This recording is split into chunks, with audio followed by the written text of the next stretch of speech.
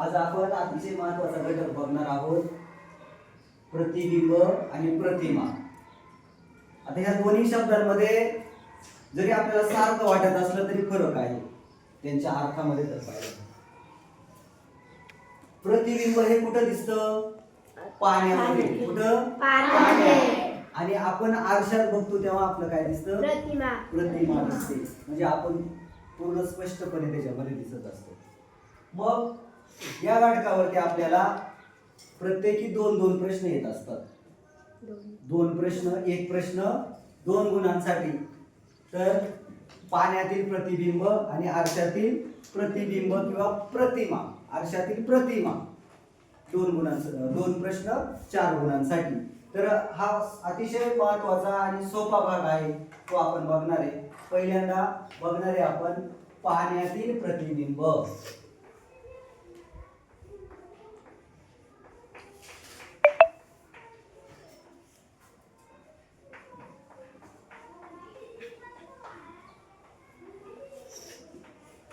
आता इथं काय लक्षात घ्यायचं? पाण्यातील प्रतिबिंब यामध्ये बघा, कोणत्याही आकृतीला, कोणत्याही अक्षराला, कोणत्याही संख्येला 4 बाजू असतात। कोणकोणती? उदाहरणार्थ ही एक व्यक्ती आहे, अशी व्यक्ती आहे,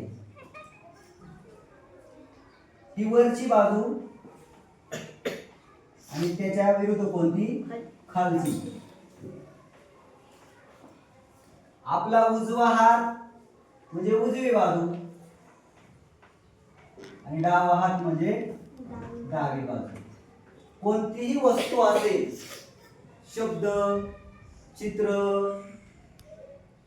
संख्या, याला 2 बाजू असतात, डावी उजवी आणि वरची किंवा खाली। नेमकी पाण्यातील प्रतिबिंबामध्ये काय घडतं? वरची बाजू खाली दिसते आणि खालची बाजू वर दिसते। डाव्या आणि उजव्या बाजूमध्ये अजिबातही बदल होत नाही। हेच एवढं लक्षात ठेवायचं आहे। आपण पाण्याच्या जवळ, पाणी जर एकदम नितळ असेल, पूर्ण स्वच्छ असेल, तर आपण पाण्याच्या जवळ उभं राहिल्यानंतर आपले पाय आपल्या पायाजवळ दिसतात। जो खालचा भाग आहे तो आपल्या जवळ दिसेल आणि वरचा भाग आपल्याला खाली गेलेला दिसेल। पाहिले की तुम्ही जाऊन कधी गेलेत का नदीला? किंवा तुम्ही आरसा जर खाली असा ठेवला आणि उभं जर राहिलं तर काय घडेल?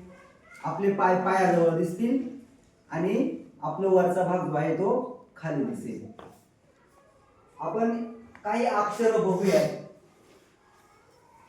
पाण्यातील प्रतिबिंब असा जर प्रश्न आला तर दिलेल्या आकृतीखाली किंवा अक्षराखाली अशा रेषा काढलेल्या असतील। याचा अर्थ खाली काय असतं? पाणी असतं ना, की आरसा ठेवलेला असेल असा खाली। हे आरसा असेल का? आरसा कसा असतो? उभा असतो। कधी कधी फसवलं जाईल आपल्याला। या आकृतीत दिलेल्या चित्राचं प्रतिबिंब कसं दिसेल? तर खाली जर असेल तर लक्षात ठेवायचं, इथं काय आहे? पाणी आहे, खालचा भाग।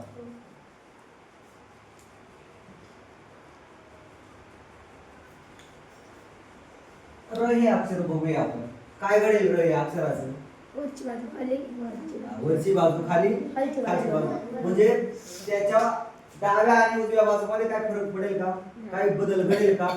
मग ते कुठं घडेल? आरशामध्ये। आरशात नेमकी याच्या विरुद्ध गोष्ट घडते। आरशामध्ये काय होतं? वरची बाजू खालची बाजू जशी आहे तशीच राहते। काय घडतं?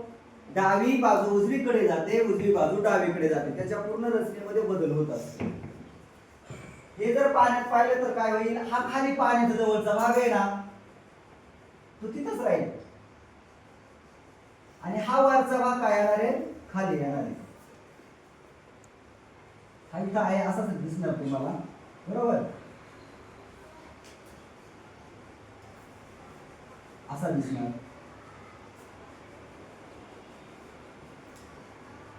आता समजा म हे अक्षर आहे, दिसते आपल्याला म। हा वरचा भाग काय आहे? तो खाली येतो। हा खालचा भाग तसाच असतो तिथं जसा आहे तो असा।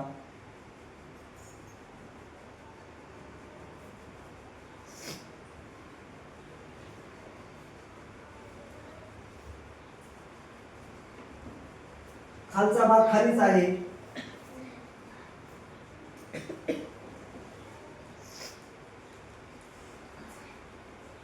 भ हे अक्षर घेऊ आपण. हा इथे असणारा खालचा भाग तसाच.